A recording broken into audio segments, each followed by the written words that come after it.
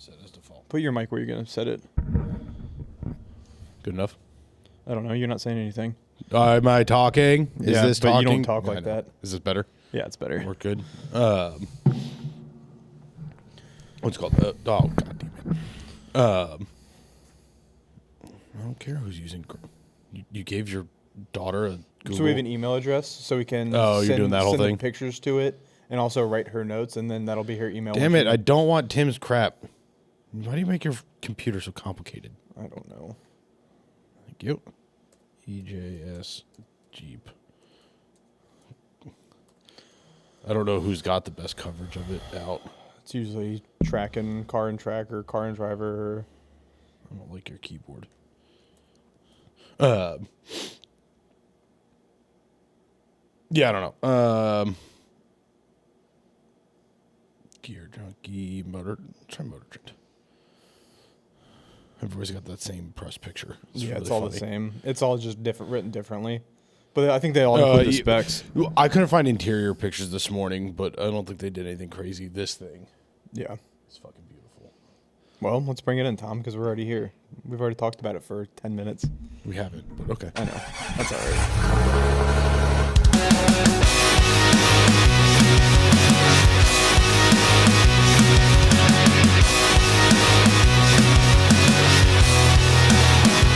What's up, guys? Welcome back to the Dirt Drive Podcast here from the lovely Tom Sylvester Basement Studios. Getting better. I don't know. It's about the same. It's more We organized. have lighting. Yeah. We have a brick wall that we painted years ago. It's gonna get better. We have casting couch chairs. I need to find either two more chairs or a love seat to match these. Get the aesthetic right. They're very comfortable, though. They are incredibly I comfortable. wish I could put my feet up, but then I would look like a bum on camera. You look like a bum on camera without your feet up. I look like a I'm bum also on wearing camera. gym shorts and Crocs. So like, We're bums. put your feet up. This is a comfortable podcast. But we are finally back in the home studio after all the Hammers nonsense, after after PJ and Trevor's road trip to Baltimore. God forbid. It wasn't Baltimore. They called it Baltimore multiple times in the episode. Who did? The James and Eric. Oh, really? I haven't listened to it yet. Because I think they're in like the greater Baltimore area. Fair enough. So, first episode in Baltimore. That was last week. It was a good episode. I think they did it in 2 hours and 15 minutes. But yes, we were finally back. And it is the week after EJS. So it is our annual EJS episode. Unfortunately, you can see we are not there. I have a good title for it. Go for it. EJS FOMO again. EJS FOMO again. Done. But yeah, we are not there. We did not make it. We've got as we progress in this podcast thing, we make more friends, and all of those friends go to EJS every year. Yeah, I know. Freaking, literally everyone is at EJS, and it's an Ultra 4 race this weekend. Yeah, I know. It is, especially because like I think I'm probably gonna end up not at Roush. Yeah, I don't think I am either. I think that all depends on our SEMA plans and what we're doing around that. How Roush is a month away. Oh, I know. Okay. We need to talk about what we're doing for SEMA so I can figure out how the rest of my off-road gear looks. That conversation is also a month away. Yeah. But that's also an off-air conversation. We are going to SEMA. How we are getting there is a question. Yeah. As usual. Teaser. Do. Are we gonna shitbox the SEMA in a Azusa Pajero? Sort of. We're about to put that Wuhan Whirly Boy on the old CJ. And you put wait. I thought that was going on Dung Founder, whatever it's called. Young Doo-Doo. Young Doo-Doo. Dung Founder. That's also a good name for it. So yes, that one specifically is going on the Undoodoo. Which Young Doo-Doo is Gnome's Jeep or Gnome's Hyundai Accent. Yeah, his 2005. It's a 2008, I believe. Hyundai Accent. But the badge. That's a great car that he's going to kill with the Chinese turbo. It's not a great car. It's the car he's owned the longest. So he's been at the shop. He's been back at the shop for a year and a half. He hasn't changed the oil in that thing. It consumes so much That's oil. what I'm saying. It's the he best. just puts more oil. It's the in best car he's ever owned. The noises it makes when it starts up like cold is so concerning. He beats the piss out of Anyway. that car, and it keeps going. Hyundais are wonderful. So that's why I want a Santa Cruz so bad, because everything else they make is good, and that's their like off-roader. They're not doing the Santa Cruz anymore, right? I had to make sure I was using the quotes. They discontinued it. It's a great They're car. stopping production. Yeah, it's a cool car though.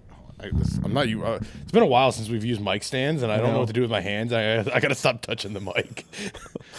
You can hold it if you want. No, No, I'm you good. can't hold this one because these are the bad XLR Yeah, cables I know, and the that's why I bad had to mics. stop touching everything because that just sounded terrible. I'm sure.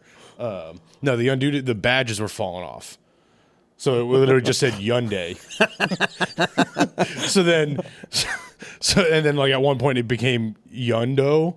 So we took a Sharpie and wrote Yundu on it, and then that became Yundudu, and then it became the Yundudu accident, and we had like spare Jeep stickers, so it became the Yundudu accident sport, and now it's got a 4.0 badge on it, and we put all kinds of racing stickers on it.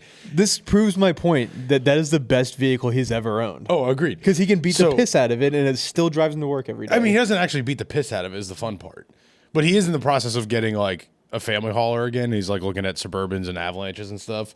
So like the Yundudu will become just the beater. Like, he's gonna set it on fire. Well, he got an itch on lunch break. Apparently, he recently discovered Viver, which Viver, if you're listening, we love a Viver sponsorship.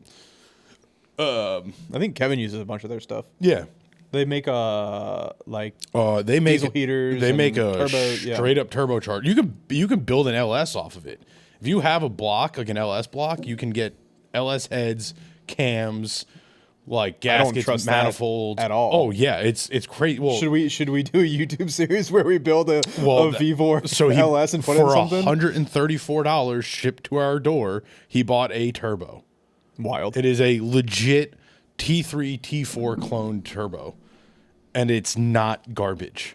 Like we thought for sure we were gonna pull it. We thought for sure we were gonna pull it out of the box, and like all the shafts and bearings were just gonna have tons of play in it. It was like, oh, this turbo. If this turbo makes it an hour, it'll be amazing. Speaking of not garbage, did you guys open the Harbor Freight lights yet? Also not garbage. However, they spent way too much money on packaging.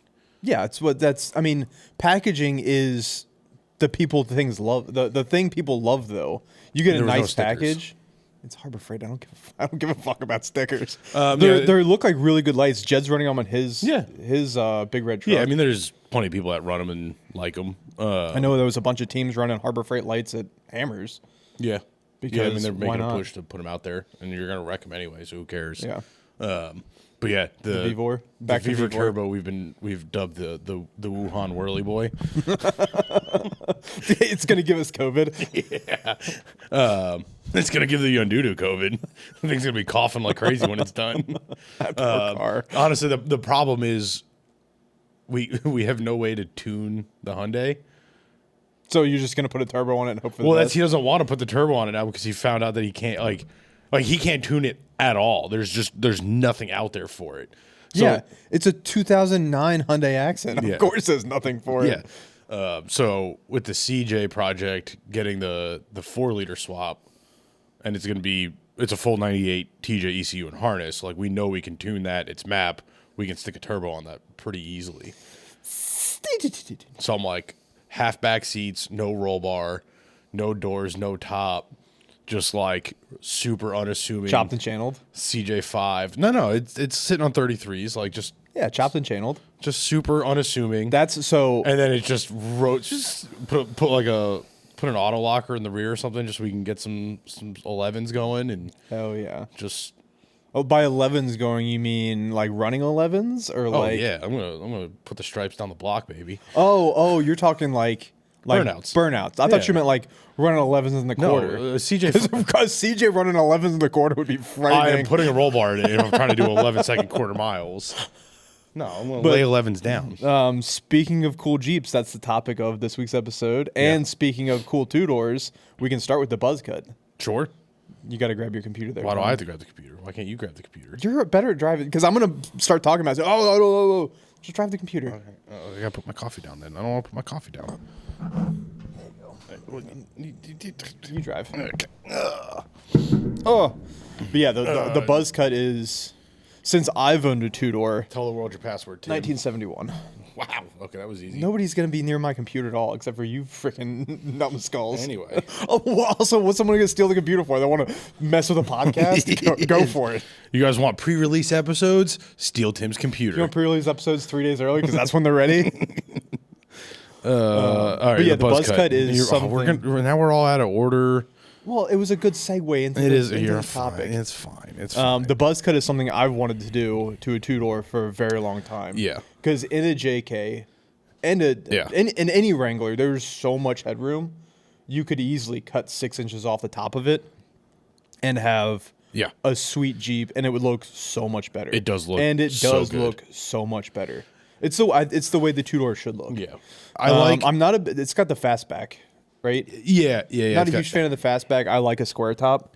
It works. But the thing they could have done better is, in true hot rod fashion, is channel it and bring the body down 2 more inches. Okay. Well, yeah, but then you're taking away off-road performance at that point. Yeah, but we're not about up travel. We're about down travel. That's low center of gravity is literally the whole purpose right now. One common thing I noticed on all of them, they're all running 37s on the 2-inch Mopar lift. Yeah, they're all running BFGs, right? Yeah, I think they're. Are they the new BFGs that this buzz cut the specifically one on? No, this is specifically looks like KM3s. Okay. It doesn't state that, but I can tell by the picture they're KM3s. What's the new BFG? It's like a KO4 or something. It's the KR2. Okay. The Rock Race one is a KR. We don't usually see those on the East Coast. Yeah, but those are also DOT.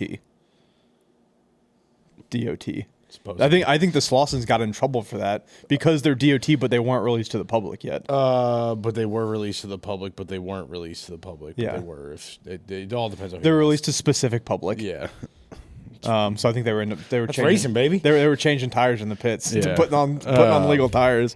But those are, BFGs are great tires. Personally, we're Falcon boys. Falcon. Oh, yeah. I mean, I'm not knocking the tire choice. I'm just the KM3 is actually, I think, a very good tire. It's just extremely pricey. Yeah. Rusty also likes KM3s apparently. No, I don't know. It's as a whole, I think they did a really nice job with the concepts this year.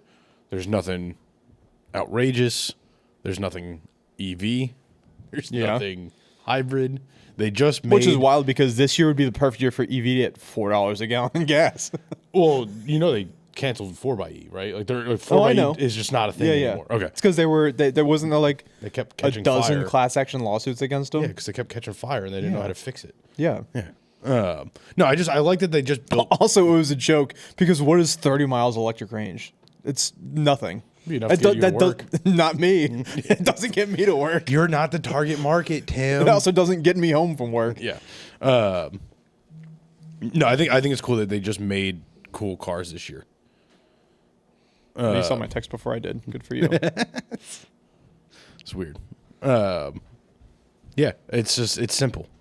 So describe a little bit more about it, because obviously you guys hopefully have seen it. Tim, in post-production, put a picture of it in my hand. Oh, I wanted to hold your hand. So Tim, in case Tim's lazy about it, that's the buzz cut. Orange, black top. It's a good look. It's a really good look, and they're all leaning. They're all except for except for one of the 4-doors. They're all 3.6s. No. Correct. 2-liter. Most of them, I think they're all 2-liter except for the Gladiator. It's a good move though because the 2-liter is a great motor. I think we all shat on the 2-liter at first because who wants a 4-cylinder turbo? I mean, on paper, it's more power and everything. I do like it from a drivability. I haven't done enough seat time off road in a 2-liter to really gauge it, but from like a daily driver standpoint, if you're comparing stock Jeeps, the 2-liter absolutely works better than the V6 for every day. Yeah. I think it's peppier. It's a little bit smoother in the power band. Well, that V6 is also just a straight up pig. Yeah. Like I'm daily driving my Jeep now. Yeah. And I drove the Lexus here and I'm like, why does this feel like it should? And the Jeep feels so underpowered. Yeah. Because the Jeep is so underpowered. Yeah. Which I think they're officially killing the V6, right?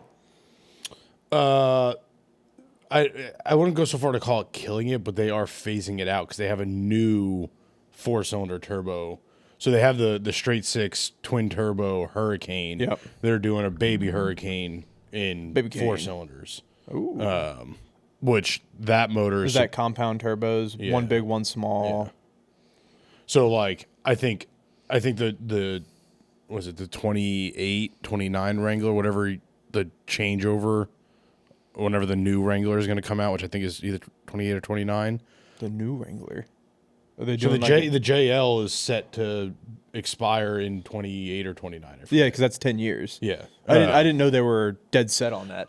I thought they were still just gonna... Yeah, I mean, I don't know how much of a refresh it'll be, especially with where the state of the company is right now, but I think I think it's going to end up being pretty significant because they are doing a ton of stuff. So assuming all the Ram stuff is successful and like the other Jeep models are successful, I could see them doing a pretty big Wrangler upgrade. Successful Jeep models is a joke, Tom. Listen, it's all relative. But that being said, this gives me hope. Yes. Because they didn't do 15 cookie cutter ridiculous concepts. They did a handful of new stuff. And a really sweet Cherokee. Oh my God. Yeah, we can just transition right into that thing. It's not even a concept. It's just it's a resto mod. Yeah. I don't know why they call it a concept. But it's like the perfect It's a resto two-door, mod. early body style. It's an 86, Yeah. I believe. Yeah. 80, which... apparently, wow. Oh, geez. Okay, originally sold in Reno, Nevada. So the Pioneer package back then was like the fully loaded package. Yeah. Sold in 1986 for $16,487. That's expensive. Yeah. Because I know my dad, when he bought his CJ in 83, which is 3 years earlier, but he paid like $8,600 for a brand new CJ back in 83. So 16 is a lot of money. And if this isn't the most Jeep thing ever, I don't know what is. It was in such good shape that the Jeep design team left the factory champagne gold metallic paint and the 2.8 liter V6 intact. 2.8 liter Quote, V6. Honestly, if it wasn't such a great runner, we probably would have taken the motor out and done something different, Piscatelli said. It's from Motor Trend's article on the concepts. But it's so Jeep related to be like, it's too good to replace even though it's crap. We should have taken Is that it out. Jeep's slogan? We should have changed it years ago. We should have changed it years ago, but it was good enough that we didn't. Yeah. Jesus Christ. But yeah, from the video I watched, that thing was one owner. Yep. He recorded every single fuel fill up for 80,000 miles. Yeah. They saw I saw Which is the 8 miles picture a of the gallon. notebook. That's like a thousand fill-ups. I can only imagine.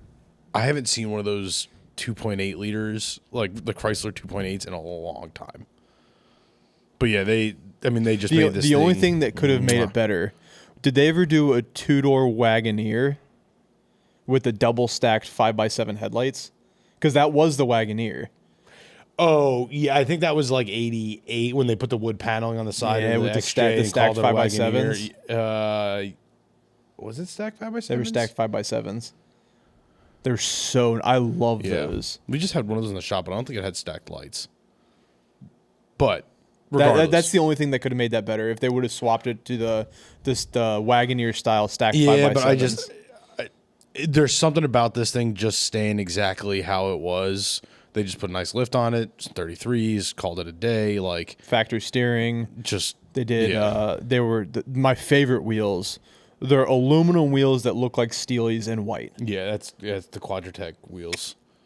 They literally did an entire like series of those wheels. Yeah, those are nice. Still available, Quadratec.com or DirtNerds Motors. Yep. But yeah, no, I like. In past years, I feel like they would have taken something like this and like tried to make it futuristic. Like, look at the old with new. And instead they I think the retro rewind that they did last year, the purple one, That Like, was I done think that was nicely. so popular. They're like, wow, people actually like the retro stuff. Well, and And, they see the love for the Cherokee because with that Yeah. flop of a Cherokee release they did this year, they built up so much hype about it that they saw how much people liked the original. Yeah. The original influencer, Jeep Yeah. Cherokee. Wanted to put a bullet in my head when they said the Yeah. original influencer. That was so bad. So bad. But I think that showed them how much love is still for the Cherokee. Yeah. Because the Cherokee was really the first four-door JK, because it Right. showed them that there was a market for Well- that off-road family vehicle. And I think the other thing the XJ gets a lot of credit for is like saving Chrysler as a company. Like Yeah. Lee Iacocca was like, no, this is what you're gonna I mean, do. 84 to 2001. Yeah. Is that 18 years? Basically completely unchanged. Yeah. Yeah. It's because it's perfect. Yeah. I forgot how many million on the road, but there is I think there's something like 18, Well, and like 10 to 18 million Cherokees that were built. like unibody mid-size SUVs didn't exist in '84. So do you want to blame the Cherokee for the CUV fad now? You could, yeah. Actually, that's actually Damn it, that's Cherokee. like actually that's a real thing. Yeah. Because if it wasn't for the XJ, we'd still just have like K5 Blazers and Ram Chargers and Yeah. Broncos, Instead of these bullshit Instead of CUVs. CRVs, Which has ruined the truck market because Yeah. they are considered trucks and SUVs. Yeah, I mean, I think this is a separate podcast that we've probably beat to death at this point, but like, I don't hate it. Like they're doing a good job Yeah. making limited capability vehicles, but it's also like very biased. Like if you're coming from the car world, like a Subaru is a hell of an off-road machine if you're used to driving front-wheel drive Honda Civics. Yeah. You know, it's not a rock. But I crawler, also blame the CUV for the death of the wagon. oh yeah. Because wagons are so cool. There's only, Yeah, but wagons are only Two? cool because there's not a lot of them. I don't know. When I was in Europe a few years ago, there was a ton of wagons and they were still cool. But that's what I'm saying. You think it's because we don't have because them. we don't have them? Yeah, it's the same. It's the same reason like JDM car culture is a thing, right? Like we import all these Japanese cars here because we can't have them. They're doing the same thing over there. They're converting their cars to U.S. spec, which I think is dumb because the JDM ones are way better looking. Way better But that's looking. beside the point. All right, Tom. Back we on hit, we hit topic. the Cherokee. Yeah. So one thing I think that's really cool. I don't know how much you've read into this, but Rockcrawler had handed 2 of these. Yes, I saw that. I saw JP post on it. Yeah, so the Wagoneer Commander concept, I think it's the best Wagoneer concept they've done. Simple. Well, it's because it's the only one that's 35 different. light bar. Because the last 2 years was the exact same vehicle. car. They just rewrapped it. Yeah, that's a truck that But doesn't need to be. The light bar is actually not a light bar. It's individual lights that are in a bar, Yeah, which is, I think, a good look. I think it's Because very I think the traditional light bar style, Yeah. like the straight light bar, yeah, it's kind of is dying out. It's dying out. Everyone wants the Yeah. like the 80s style circle lights. Yeah, and you technically get better lighting performance because you can mix and match your patterns and really get a nice spread. We did skip over that on the buzz cut. Tyree did a great job outfitting that with custom paint on their lights. Yeah. They had they have what was the buzz cut had rings. 3 flat light bars on the top. Yeah, they look that like had, probably 10-inch. yeah. Little 10-inch flat bars on the tops, and ditch lights and bumper lights. Tyree makes a good product. Tyree They've does make a been good they've product. been the Mopar light for a while now, so that's I think that's And the guys behind Tyree are really good dudes. yeah. I think that the thing that I like about all these concepts as a package is like they really leaned into the Jeep performance parts. So like everything's Mopar, but they're also using their third party vendors that work with Jeep performance parts. Like Rockcrawler is supplying those springs, and like they have an approved aftermarket lift kit. Yeah, because Rockcrawler runs their race program. runs Not runs their race program, but provides parts for their race program. Right. Like they have a good partnership. Like Tyree provides lights for or Right. does the lighting for their yeah.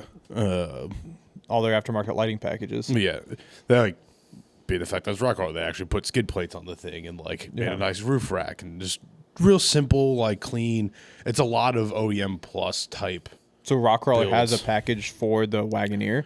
That's unknown right now. They have not said, Because if it's on the concept. yeah, they have not said if they're gonna actually produce a lift for this or not. But I mean, if it works this week, because they're gonna wheel it. Yeah. I would be surprised if they don't to some degree. On the topic of the Wagoneer, I was. Oh boy. Are you buying one now? It's not a new concept, but I would love it for the SEMA Pro Cup is to do a Dragoneer, do a Hellcat, a slammed Hellcat Wagoneer full luxury package that runs like nines. Call it the Dragoneer, put it in the Pro Cup. Could be fun. That could be sweet. That could be fun. That could be really fun. I don't know how a Hemi would fit in there. I haven't actually. Well, they put the Hurricane in there. Yeah, it's a straight. The Hurricane is so long though. It's longer than any V8. It's the width. Because the Hemi is a wide engine. You really like you don't think about the width. Like it's a widespread and then big heads like Spread them wide. Yeah, it's spread way open.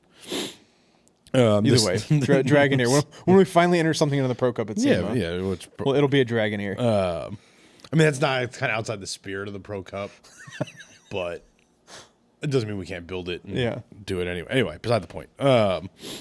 It's also out of the spirit of Dirt Nerds. Yeah, that's also true. Yeah. 9-second cars are not Dirt Nerds. Hey, Freddie, you need to build a 9-second Grand Wagoneer. $300,000 brand new Jeep. Yeah, that's no longer much Jeep left. Yeah, the other one that they had their hands in was the Red Rock concept, which is really just a built Gladiator. Yep. I don't think they did anything major, but their Overland 3-inch kit's a really solid kit. We've installed a bunch of them. 37s, bed rack. Yeah, I don't know. It's just a stock, which is wild that we've transitioned from. I think they talked about it in last week's episode on with Multimate Adventure. Is the fact that we've transitioned from 35s being stock to now 37s being stock is obnoxious. It's because we went from 31s from the factory to like upgrading to 35s to now we have 33s from the factory, so you upgrade to 37s, and now you can get 35s as an option from the dealership. Oh, I didn't realize it was a dealer option. The X-Rock stuff, all the XR, just for Rubicons the Rubicons, yeah, and probably the Willys. Yeah, it wouldn't surprise me if there's an upgrade. I haven't actually dug into. I know they put a rear locker in the Willys and added some stuff like that. Basically doing what we've been screaming on the podcast. You know, maybe Jeep listens to the podcast. Maybe they do. Because they keep doing all the things we've been talking about for years. Hey, dumb down your concepts and just give us some cool Jeeps. Yeah, and the Willys, give us a affordable base Rubicon. With $70,000. I didn't realize it had a selectable rear locker now. Well, I'm sweet. Sitting in front of a computer. Let's see. Wrangler Willys. I don't. Well, no. Yo, what is up with I your don't computer? know. I need to figure it out. I also need a new computer desperately. Your computer's working fine. Your browser's a mess. Yeah, I know. The reason I need a new computer is because I'd love to film in 4K, and my computer can't process 4K. 20. But yeah, we'll really know if they follow the podcast and us if they ever put a hockey stripe decal package that matches mine on anything. But they did. So they had to pay us for that, by the way. With the buzz cut, they did do the blacked out A or B pillar. Yeah. I mean, that's been a trend for a while, so I'm not surprised by that. Which, I mean, it's a good trend though. It's good. It's a good looking. Yeah. So the Willys comes with 33s. You can get optional 35s. Rubicon style suspension, heavy duty Dana 44 axles. Are they true 44s or like the Rubicons that have like that weird? Yeah, they're true 44s. If anything, they're stronger than a true 44. Like if they're the actual Rubicon axles. If I remember correctly, it is only a rear locker, but like all the Gladiators have the 44 front as well. Okay. So the M210, the M220, they just don't have, like, there's also a wide track version of the 220 and the 210. So like internally, the Gladiators have the same as Rubicon axles. They just don't have the same gear ratio, and they don't have a locker unless you have a Rubicon Gladiator and all that fun stuff. So they, like, basically what they did, they took the Willys package and did what they did with the Mojaves for the Gladiator. Yeah. So it's like still a special edition, off-road edition with cool parts, just different style. But the cool Mojave parts. edition is special in the fact that you can use your locker without being in low range. And it's got the well, it's got like internal bypasses. Yeah, the reservoir internal bypass shocks. But it looks like that's what they did for the Willys. Like the Mojave is a Ram Rebel, yeah, if you will. So it's kind of not the TRX, yeah, but it's kind of built for the Willys, desert stuff. The Willys is basically exactly what we've told them to do for years. Yeah, it's locking rear differential, 33 or 35s, depending on how you spec it. Rock sliders, LED headlights, and fog lights. Yep. And which the LED headlights are. And it starts at 45 compared to the 60 for a Rubicon. I think the best thing you can do to any Jeep is put LED headlights in it. Yeah. I'm actually surprised at this point they're not standard. Yeah. But that's beside the point. And I know it's not new, but the fact that Baja Designs does an LP6 DOT is... Well, they did that gets me. They did that for like so buggies moist and stuff. Well, they did it for buggies and stuff, but then they realized how popular it was and people were doing the Wranglers. now you so can now make there's like a bracket, bolt-in DOT light for it, and I'm like, it looks so good. If you want to spend $2,000 on your fucking headlights, sure, go dude, for it's it. worth it though. Anyway, because like when we did 24 hours, not to glaze all over Quadratec, but like they make a really nice OE look LED conversion headlight that's very affordable. Well, we put the JW speaker headlights in my JK. Yeah. And no, we did Pro Comps in the JK. I thought they were JW speaker. Not unless you spent $1,500. Pro Comps, whatever, whatever they were, which are also very affordable. They're like $400 for a pair. Yeah, but the Pro Comps, then I can't remember what they were. Right. But just a quality headlight makes such a big difference that for our 24 hours that we drove 16 hours at night, I didn't have any aftermarket lights. Yeah. It did so good. Yeah. Yeah, it's really all you need is good headlights. Yeah. Yeah. I think that they're just got to dial in like the reflectors and everything in the LEDs, and I think we'll start to see that come back as a standard headlight. But back to the concepts. I really like the Laredo concept. The thing that disappoints me very about aesthetically pleasing. The thing that disappoints me about the Laredo concept is it hits all of the marks except for the CJ7. What does the CJ7 have in the Laredo? The chrome grille. It needs a chrome grille. That would make That would make it perfect. Especially because they did do the polished wheels. The polished wheels, the correct decal package, tan roof, tan interior, just like the Laredo. I'm okay with the regular grill. I've never been a huge fan of the chrome grill. Neither have I, but for the Laredo, it needs it. But I guess the CJ7s, it was the luxury pack because the modern Laredo is just funny that it was because it came with the luxury was it had a clock, chrome grill, and leather seats. Yeah, and that was luxury. Now the irony is, the current Laredo is a little bit more base. Which is there a Laredo package currently? I should say the more modern Laredo. Oh, so like in the Grand Cherokee world, like Laredo's the base. Okay. Limited's your next one up. It's wild. Yeah, I know. I always thought it was funny. It's just misuse of the badge, really. Yeah. It's classic what else Jeep. Is new? Yeah. Check out this new off-road Grand Cherokee. Anyway. Do they still make... So speaking of shitty Jeeps, do they still make the Renegade? Or is that dead? The jukebox Renegade like Will has? I think it's dead. I don't know. I haven't paid that much attention, to be honest. But that would be another cool concept for like next year if the Renegade is truly dead, because the CJ7 Renegade was the Rubicon. It was the off-roader package. They're gonna have to wait. If they did kill the model, they're gonna have to wait a few years to rebadge something with the same name. Even just a concept like the Laredo, though. Yeah, I would like to see. But they did a really good job with it. The decal package looks great. Yeah. The manual top. It's one touch power. It is not one touch power. It is a manual. Deleted the one touch. I should probably finish reading. You manually open. That's cool. I love that. All they did was take the motor out of it because it's still the one top. Yeah, but you or roll one it back touch and top. forth with your hand, and you lock it with your hands. Yeah, I mean, it's so much nicer. I do like this concept, like as a top, even on the production vehicles, like being able to pull the side windows out. Yeah, And like have an open air hard top is kind of cool. but like in traditional Jeep, take out the electronics. Yeah. have a manual one touch top. I love that. Yeah. It's perfect. I would agree. if I was buying a new Jeep and that was an option. Yeah. I would go for that option. Yeah. Yeah, no, I really, it's a good decal package. It's a great color combination. White Jeeps look good.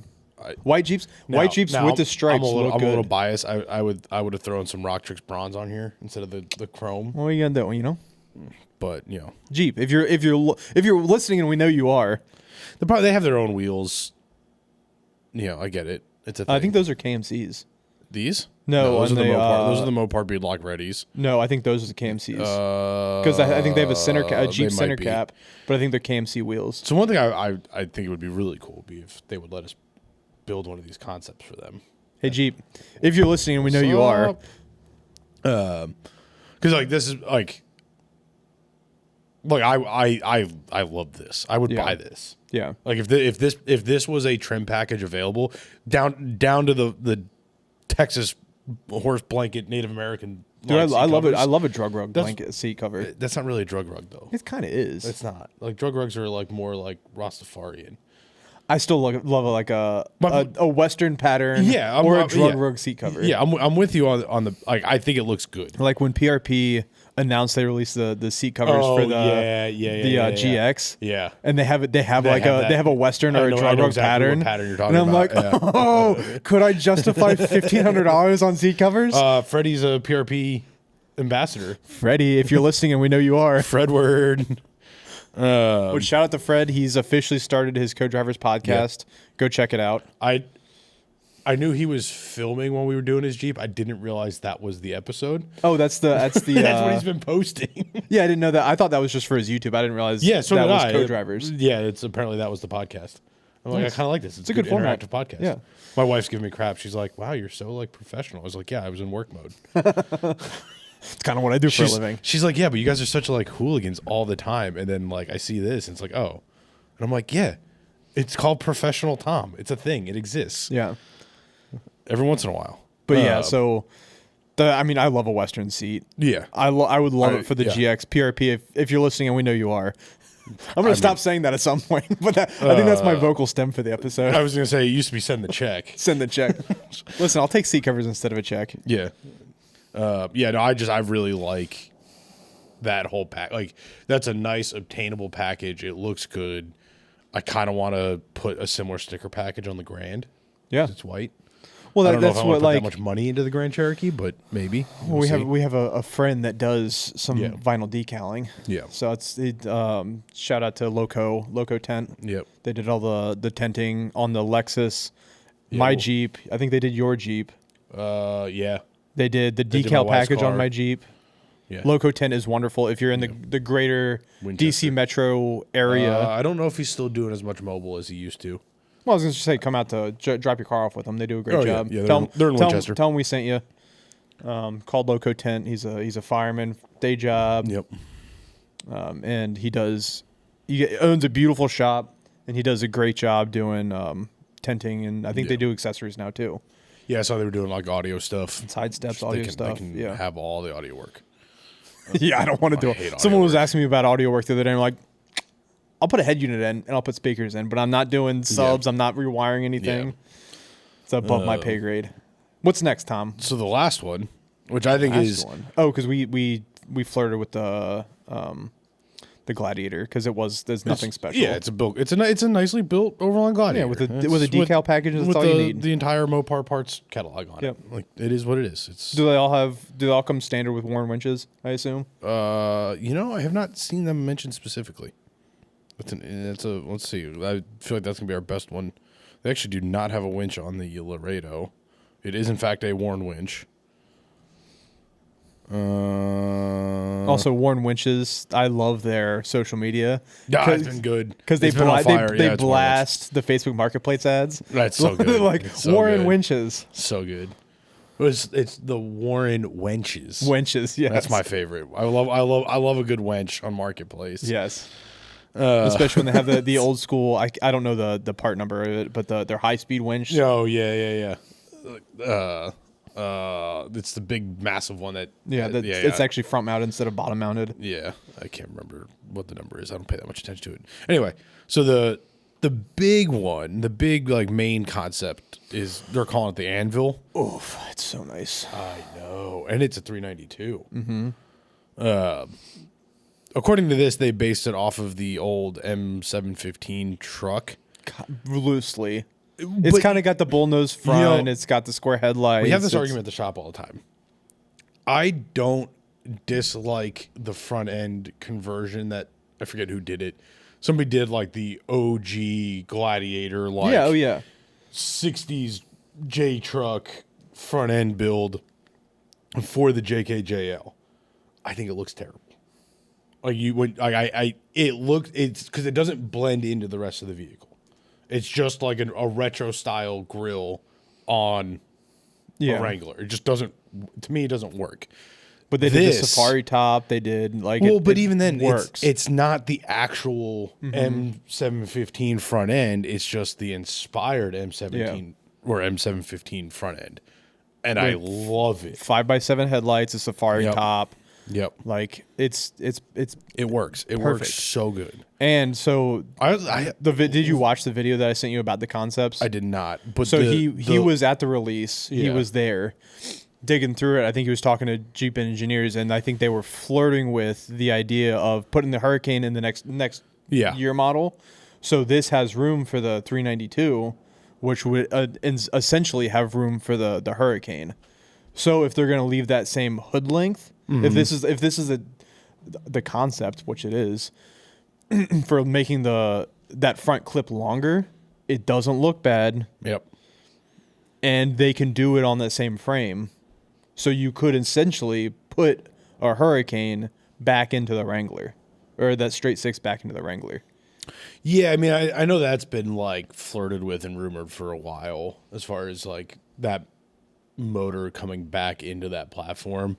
That's why them talking about doing the 4-cylinder in conjunction with the straight six. Like, I think we are going to see the straight six in the Jeep again. Is the Hurricane a 3-liter straight it's a six? 3-liter, yeah, twin turbo. Twin turbskis. I wonder if they're using Wuhan Whirly Boys. They are not using Wuhan Whirly Boys. I mean, the irony is they probably are. They're just rebranded somebody from the U.S. Yeah. Anyway, this thing's cool. Like, I like they took the computer, like the infotainment out, and they just put a tablet in. Nice. Like they just, I like that their concepts are kind of going after this bare bones off-roader. Like, I mean, but then their production doesn't meet that. Except for the Willys. The senior design manager for the Wrangler and Gladiator, Chris Piscatelli, is quoted in here. We didn't want to do the whole thing with the kitchen sink. We wanted to try to keep it a little bit of a blank canvas because it enables our customer base and our enthusiast base to see these concepts and kind of imagine what they do to the outfit and personalize it in their own way. Yeah. So like, I think. So they're embracing the Lego mentality.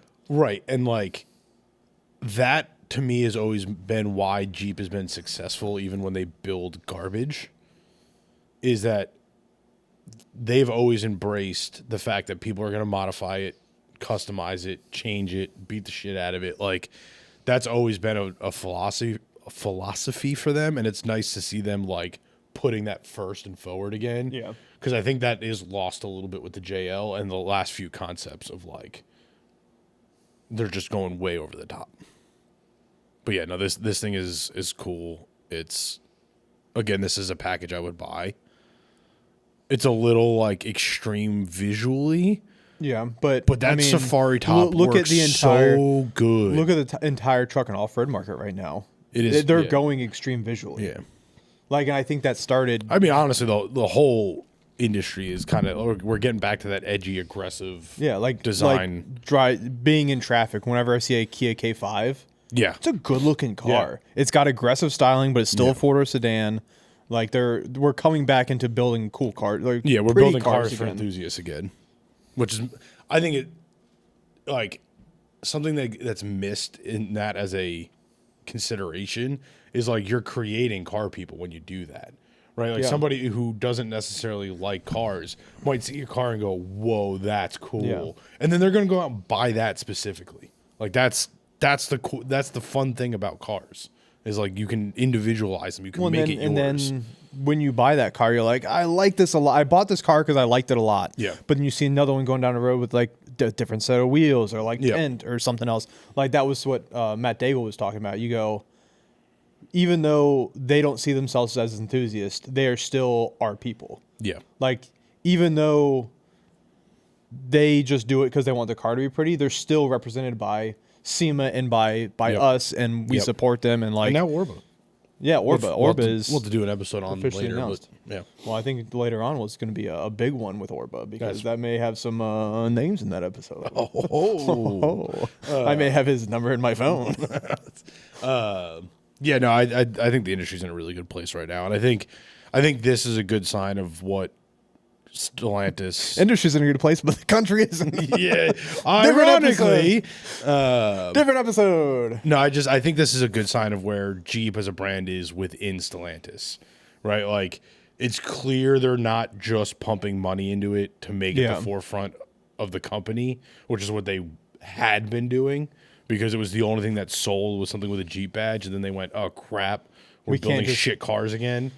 And they're way too expensive. I think that happened with the Grand Wagoneer and the Grand Cherokee being the exact same car. Well, and then you had the exact same market. You had the Grand Cherokee L, the Wagoneer, the Grand Wagoneer. You had four cars that were the exact same thing, and they ranged from 50,000 to 150,000. But like the reason it works with Cadillac, GMC, and Chevy is because there's a different badge, and people be like, it's a Cadillac, but it's also a GMC, it's a Chevy. They're also very different cars. Like if you get into an Escalade, you don't feel like you're sitting in a Suburban. Yeah, and but like when you sat in a Grand Wagoneer, you felt like you were sitting in a Grand Cherokee. Yeah, like it's the same car, just with a $25,000 and a higher screen. price tag. Yeah. It's like because they were both 3-row. I think I've been saying it for years. They just need to thin it down, like, and that's like company wide, right? Like you're seeing that across the board. They're not making weird shit anymore. Yeah, trucks are being built as trucks. They're gonna bring back the Dakota, which I think is kind of badass. That'll be really interesting. For like the light truck market. Yeah, which the light truck market is now just the heavy truck market. Well, or the medium duty trucks are the old. The new, what I'm trying to say is the new Rangers are the old F-150s. Yeah. They're the same size. Yeah. Well, fun fact, you know why they do that? I don't.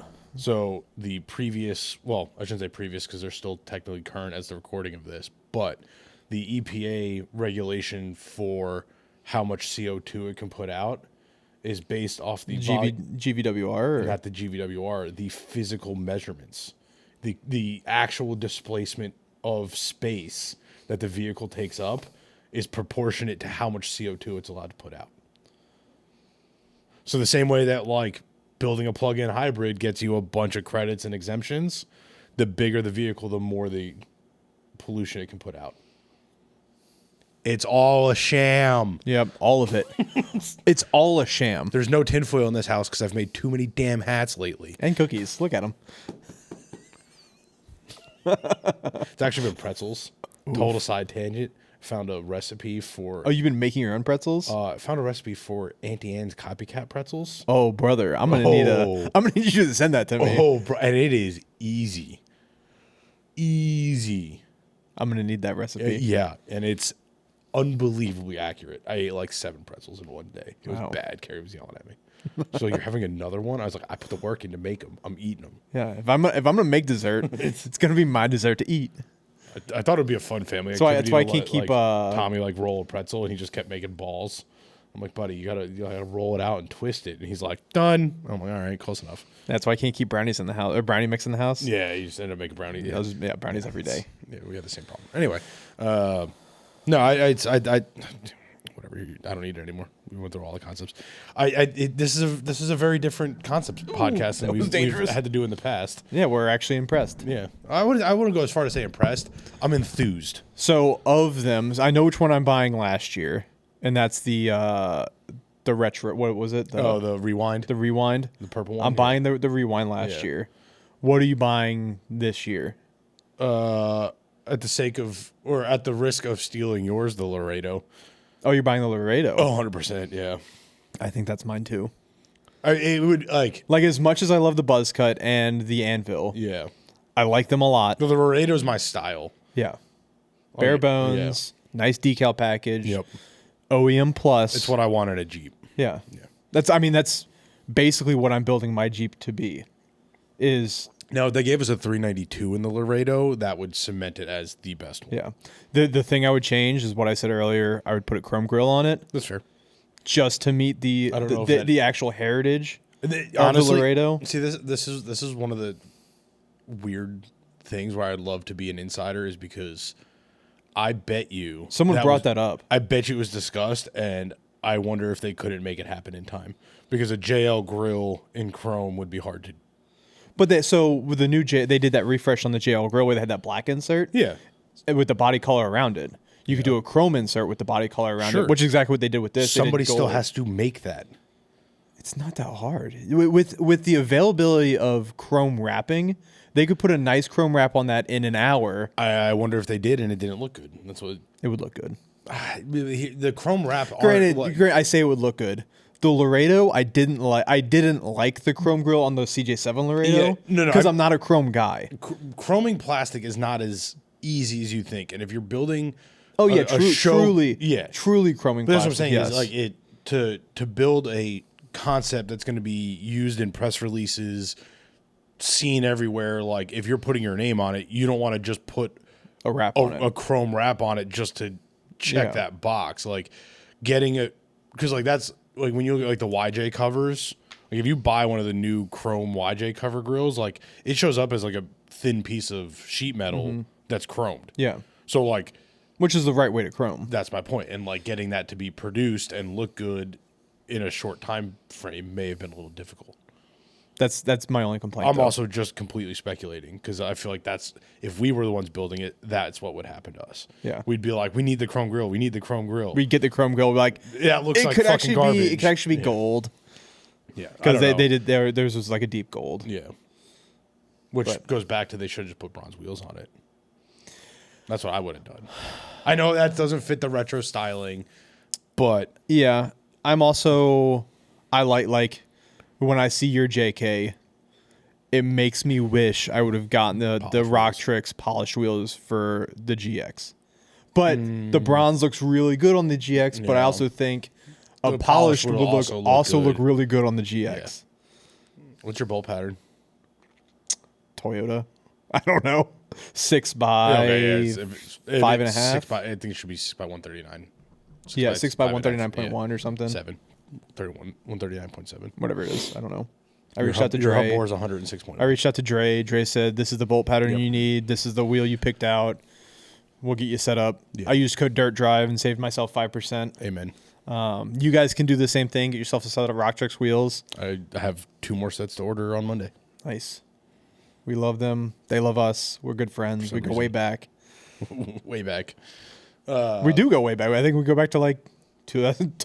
Born on the same year. Yeah, we were. Basically. No, I need you guys to get your 8 by 6.5 beadlocks. 8 by 6.5 beadlocks. Is that for Dre? Yeah, Dre. If you're listening, we know you are. Yeah.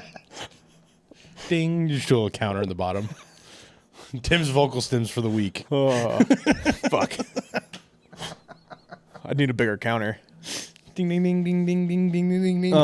What else? I wanted to do a recap or like a catch-up episode because we need to do. Well, you can do a catch-up episode during the week. Yeah. Spring's gonna be busy. We got a lot of cool stuff going on.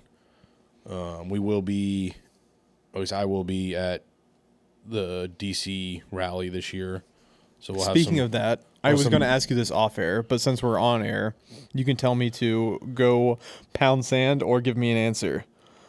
Southern Virginia at a racetrack this coming May. Will we be there? Yes. Okay. Literally just did the registration yesterday. So do you want to announce that right now? Sure. Hyperfest, VIR, May 15th through the 17th. Well, re-say it when you're not rubbing your eyes so we can turn it into a social media clip and post it on the web. May 15th. Jesus Christ, Tom. Come on, you had to know something was coming. Well, keep doing that and it will.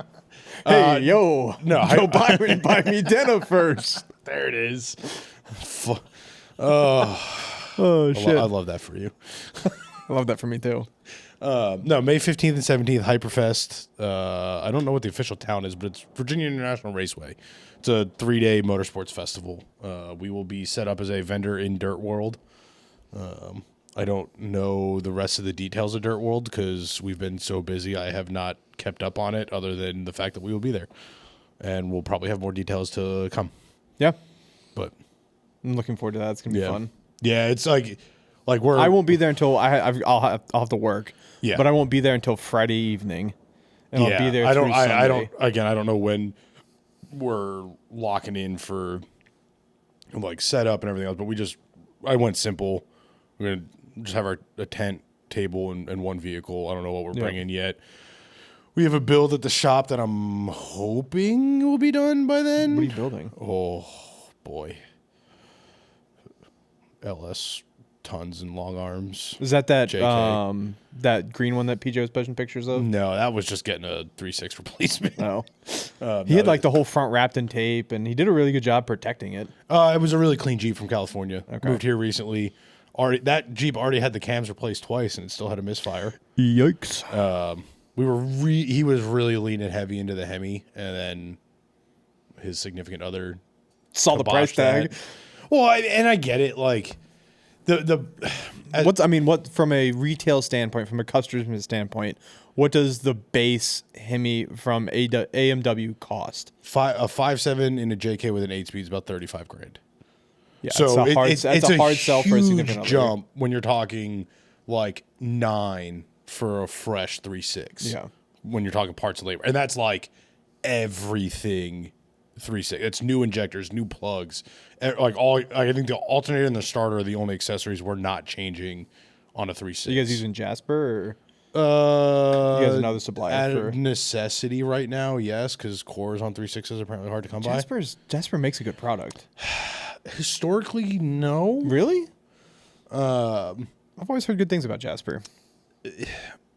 So right now, our working theory is that the reason nobody else has a 3.6 core is because Jasper bought all the 3.6 cores. Because when we were calling around trying to find one, Jasper's like, "Yeah, I got one in stock. I'll have it to you tomorrow." And we're like, "Whoa, we're doing this job in like 6 weeks." And they were like, "I'm just getting pricing." Yeah, and they're like, "Oh," and I was like, "All right." They're like, "Oh, we'll still have one in stock." Still got to write the estimate. But like historically, the install kit they would send you was all like unbranded crap. China. Yeah. This install kit showed up with like a melling water pump and a melling oil pump and like Mopar gaskets and Mall gaskets. Like they've obviously put some effort into not having to warranty their stuff all the time. Nice. There were some issues like, little nitpicky things that we care about, but like they paint all their remans, which like a stock 3.6 is aluminum, so it's not painted. Yeah. But then PJ had to spend like 2 hours scraping paint off of the water pump gasket surface because they just like industrial gray and slap a Jasper sticker on it. Oh, they didn't like prep the motor before. No, the paint job's stuck. No, I know like, they didn't prep like the finished surfaces that have to be gasketed and all that stuff. You would think they would just like take the old water pump, put it on, and then take the old water pump off. Yeah. Because that's definitely easier than I wouldn't expect them to like have perfectly masked it, but like it would have been nice if they. But also, like a company like that could 3D print a plate and put a 3D printed plate with 2 bolts on it. Yeah. Which a 3D printer is very high on my list of things that I need right now. Fred Word hooked us up. I have his old one. Oh, nice. It's at the shop. Nice. I've been. I also want to get a 3D scanner because the 3D scanners are unbelievably affordable now. Yeah, relatively speaking. I don't know what I would use the 3D scan. I mean, I know what I would use it for, but I don't see a practical application to spend $1,000 on. Yeah. But that being said, Well, so I if said the same thing about a 3D printer. Now I have one. If you're doing mating surfaces, you could scan the one side mating surface and match it up. Sure. Yeah. I mean, I would make an argument like from a CAD standpoint. Oh, I'm not that good at CAD. I think it'd be easier to scan it, Okay. have the bolt pattern already there, and then transfer that to just a flat piece or You something. still have to draw that in CAD. Listen, I'm not good at things. But that's my point. Is like when you're talking flat things in CAD are easy. I'm learning that the 3D side of it is where the details really start to matter.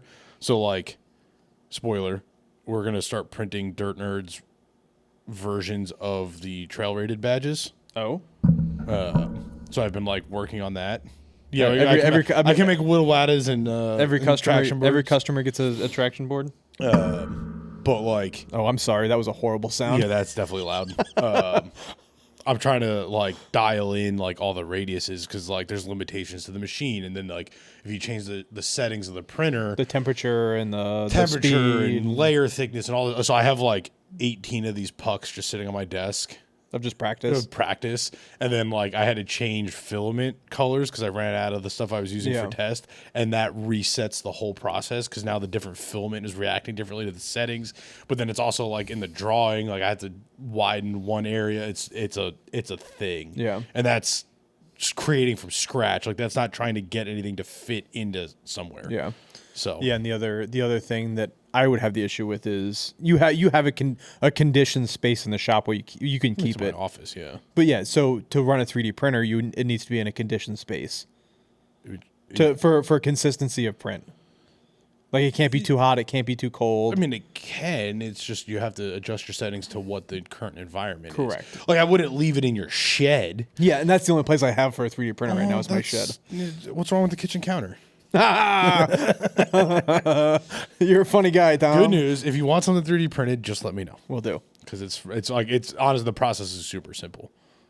I understand it. Are you 3D printing SCX-24 bodies yet, like Fred did? I haven't really had the time to do that, but it is on my list of things to do. Dang it, I just ordered that 3D printed switch panel for the GX. It shows up Monday. Yeah. Well, now I can copy it and we can replicate it. No, I want to do one for the Grand. I'm going to spend some time at the shop tomorrow with it to make sure it's worth putting money into. It's doing a weird hiccup thing that I'm not sure if it's... The Grand? Yeah. I thought it was a misfire. That's the same Pentastar 3.6, right? Oh, yeah. I thought it was a misfire. Nice. It's kind of acting like a misfire, but it's gotten to the point where it's consistent enough and it still hasn't thrown a check engine light, which is kind of concerning. Because what's that? Cams? No, it's either a misfire, a fuel pressure issue, or the trans is slipping. My Jeep is doing something real sketchy, and I don't like it. I think the trans is slipping as well. It downshifts to fourth gear going up the mountain, and it doesn't go any faster. It ends up slowing down, and it stays at 4,000 RPM. Ooh, that's definitely trans slip. So I'm like, I'm going to drive this thing a little easier where we're not going to downshift going up the mountain. See, mine's different. I don't like that. Mine is, and I got to daily drive it for the next freaking 6 months. Regardless of what gear it's in, if I end up cruising somewhere between 1,500 and 2,000 RPM, and so normal cruising, RPMs, maybe a little on the low end, like before it downshifts, it like stutters. It's like da da da da da da da, and I'm like it feels like a misfire the way it's acting, but it's like it's not registering a misfire, which is concerning. Now I know 12 and 13 specifically for the 3.6 on all models had like a crank position sensor issue. So I've been driving around with a crank position sensor in my glove box. I just haven't put it in. I was going to try to do that today, which is actually nice enough. Parents are here, so probably not. It's one bolt. It literally takes like 3 minutes to change the crank position sensor on that. And if that doesn't fix it, then I'm going to pull the spark plugs and see. Because like, yeah, I know the previous owners. I know the previous two owners. Myself, yourself, and my your in-laws. sister-in-law. I just don't know what they did over the last 80,000 miles. And I asked prior to you owning it. between me. I sold it to them with like 100. Tom and they had it for Carrie's sister's name. Sarah. Tom and they drove that for 80,000 miles. Yeah, pretty. But pretty I think darn went to good. like Florida back a bunch. Damn. And North Carolina back a bunch. Yeah. But yeah, I mean they had it for, I guess maybe like 60,000 miles. Still not bad. But yeah, I sold it to them like either just under or just over 100, and it's got 176 on it now. So I don't know like if the trans has been serviced. Because like it kind of feels like a pressure issue. That was going to be my like, question. If the filter's like clogged up, yours very much sounds like slipping. Yeah, that was going to be my question because I've always viewed automatic transmissions as magic. Yeah, and don't touch them or they're going to blow up. So mine's got 90,000 miles on it. You should absolutely do the service. Absolutely do the service. Okay. So Jeep says every 60 for just like a drop the pan, change the filter, which is like I thought it was 60 for high stress vehicles and 90 for low stress vehicles. 60 for off-road towing, 120 for normal driving. So I should have done mine 30,000 miles ago. But you're still in the safe window of the first one. Okay. So like, and like that's why I'm on the fence with mine is like I didn't do it before 120 because I don't think I did. I can't really remember. If it was done, I didn't do it myself, which is even more concerning. Yeah. But like when I owned it, I wouldn't have had the space to do anything with it. So I don't like. I'm hoping at some point, like maybe at like 140, like because I know the shop that they took it to was like fairly reputable. Yeah. So I'm hoping somebody was like, yeah, you should really service your transmission, and they did a filter and fluid change, and then I can safely do another filter and fluid change. Well, I'm off on Thursday and Friday, and I know you said you're short-staffed, but maybe I can come steal a lift and do my... TF 178 is the filter number, and you need 4 quarts of ATF plus 4. I'll do it. Sure I can get all that at AutoZone? Yeah. So maybe I'll come by on Friday and I'll do that. You should have a lift open. And maybe we'll do an episode of the Co-Drivers podcast. I'll have Fred come. We can work on my Jeep and do a Co-Drivers podcast. Freddie's a mechanical mess. For a guy that's a professional mechanic. Yeah, Freddie's a mechanical mess. I love him to death. God. Freddie, if you're listening, we know you are. Ding. Yeah, no, I was just like, buddy, what are we doing with your Jeep here? Well, he was selling my it. favorite clip, he was selling it, then he wasn't selling it. Now he's not selling it again. But so it's funny because the day we put it on the lift, he was supposed to bring the free Land Rover down to do that inspection to see if it was worth keeping. And then he calls me. He's like, I don't think I need to come down on Friday or on Saturday because I'm going to sell the Land Rover. And I was like, okay. He's like, I just got to figure out how to fix the Jeep. I was like, you want to put the Jeep on the lift? And he goes, yeah, that's a good idea. I was like, I'm going to the shop anyway. Which is wild because last time I talked to him about the Land Rover, he had already gotten a set of wheels for it. He had spec'd a set of wheels. He had like talked to a company that makes an LS swap kit for it. And they were like ready to give him a kit. Yeah. Which in his defense, I still think it's the right move. Like to get rid of it? Yeah. Yeah, absolutely. He's already got one unreliable LS. That's another one. And he's got an unreliable Jeep. Luckily, he can walk to work at the same time it takes him to drive to work. Yeah. So. Well. I don't envy him living in Purcellville, but I envy him being able to walk to work in the same time it takes him to drive to work. Yeah. It's like you got like the one house in downtown Purcellville that has like a legitimate shop on it. And no HOA. He built the shop. Oh, I thought it had it there. No, he built that shop. Oh, good for him. Yeah. Even better. Yeah. And no HOA. That's the big thing. Yeah. Downtown Purcellville, no HOA. And neighbors that aren't calling the township on you. Neighbors that have cool cars. Doesn't one of his neighbors have like a slammed? I don't think it's like a direct neighbor, but yeah, he's got a slammed 5.0 Mustang. Yeah. I met him at a Cars and Coffee with Freddie. Beside the point. This is now the Freddie podcast. Freddie, if you're listening, we know you are. We love you, buddy. Ding. Please put the counter up. I don't know if I'm that good. You can. I can be that good. I've got time to edit this one too. What else? That's pretty much it. The downside is you guys are going to hear our take on all these things a week after they've come out, but that's scheduling for you. Yep. Enjoyed Ultimate Adventure last week. That was a good episode. Yeah. PJ and Trevor put in all the work to schedule it's that, a really set cool it up, event. Go see there. I may try and squeeze that into my calendar if they'd have me. I would need to go back and look at the dates for it. But I know registration opened September last 4th week. and 6th. Registration opened last week. I think they're only taking 15 vehicles. Yeah. So Yeah. if you're I was gonna interested, message them. if you're interested, You register. You should have registered. And per the episode, don't message them. Everyone needs to register and apply. Yeah. So even if you message them, they're just going to say register and apply because they're not giving preference to creators or influencers or. Yeah, but they like us. Yeah, but they're not giving preference to creators or influencers or anything. So if you want to go, Freddie. if you want to be a part of a cool adventure wheeling event that is Unreal Adventure, Ultimate Adventure, style of trail days, highway days. Well, and like their philosophy is it's low key. Yeah. It's not a grind. It's not a week long. It's attainable for normal people. Yep. So take your mall crawl and go on an adventure. That's why they call it Ultimate Adventure. Heck yeah, brother. Tom, you want to sign us out? DirtNerdsOffroad.com. You guys know where to find us everywhere social. Dirt Nerds Offroad, the Dirt Drive Podcast, or Dirt Nerds Motors, the Dirt Drive Podcast. DirtNerdsOffroad.com for all of it. If you're still here, and I hope you are, go follow us on YouTube. We are, hopefully by this point, 10 people away from 500 subscribers on YouTube. 500 is a big milestone for us because then we can monetize and start making money on this thing a little bit. Oh, good. $3 a month. $3. So we're monetized on Facebook now, which is nice. Oh, really? So we've made 16 cents. We're here, boys. But yeah, we'll be able to afford one tank of fuel by 2035. If we can monetize on social media platforms, I don't want to do any of the Patreon stuff because I want you guys to be able to find us where we are right here. Right. You guys don't need to pay for our content. I would just like to get paid for our content. Do you have any new swag coming out? We have hats. Stop by the shop. Or honestly, if you're not local and you want a hat, shoot us an email. Any of us will get you a hat. Or DM. Email, DM. That's what the kids say. DM mail. DM mail. I don't even know what that means. What does that mean? I don't know. I'm not sure.